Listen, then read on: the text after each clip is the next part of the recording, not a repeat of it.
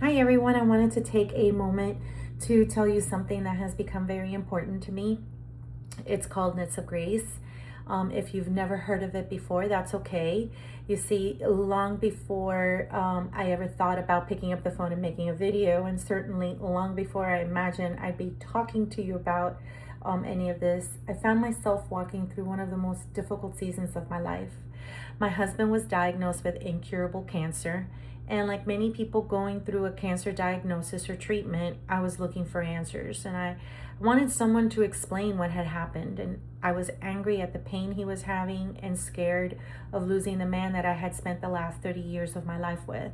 And I wanted clarity. And instead, I found knitting needles and yarn. I know that sounds funny, actually. I still laugh about it myself. But you see, when my life felt like it was falling apart, not just personally, but professionally too, there was something incredibly calming about knitting. And as my husband began treatment, I began stitching, one row at a time, slowly, because knitting can't be rushed. You can't force it, and you simply have to keep showing up, one stitch after another. And eventually, those stitches become something that keeps another human being warm. And one day, I realized that healing works the same way, not all at once, but one stitch at a time, one conversation at a time, one act of kindness at a time. And that's how Knits of Grace was born. It wasn't born because I wanted to start a nonprofit, and it wasn't born because I had some grand business idea. It was born because I needed somewhere to put my heart, somewhere to take the pain and turn it into purpose. Today, every blanket we make is prayed over. Every stitch represents time. And to me, time is the most valuable commodity that any one of us own. Money comes and goes, but time, once spent, is gone and you don't get it back.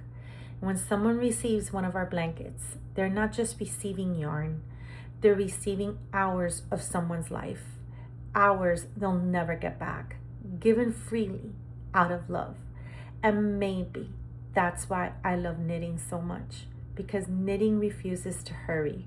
Life keeps telling us, move faster, work harder, produce more.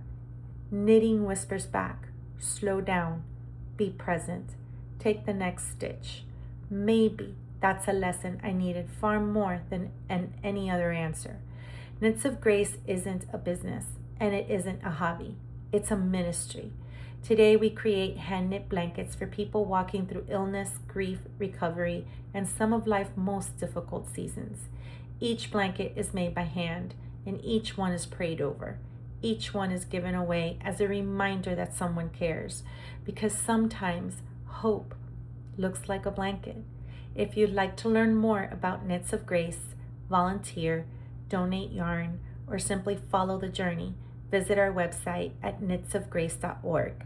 I'll also leave some information in the comments below, because no one should have to walk through difficult seasons alone.